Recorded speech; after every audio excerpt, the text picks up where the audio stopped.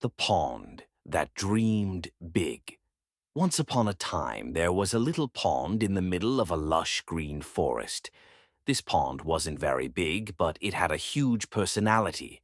It was home to many creatures: fish, frogs, turtles, dragonflies, and even a quirky old heron named Harold who loved telling stories.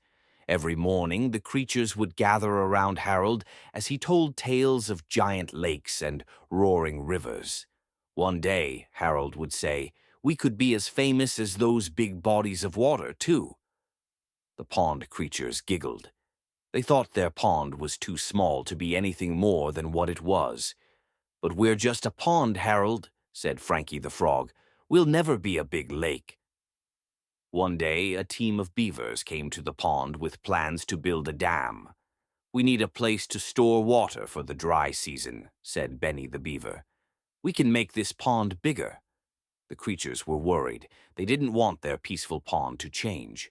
But Harold had an idea. "If the beavers make us bigger, we'll be able to host more creatures, like in the big lakes.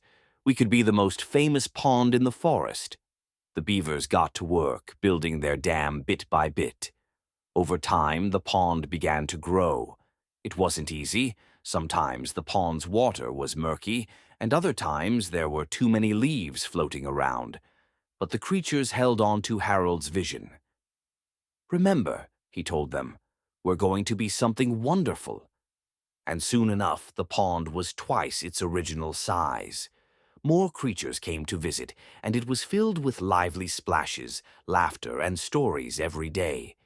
The once small pond became known as the Great Pond of the Forest, where all creatures came to play and rest.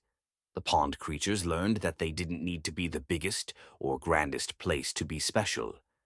By embracing change and believing in themselves, they became a little pond with a big heart and an even bigger reputation. And from then on, no one ever doubted the power of dreaming big, even a little pond.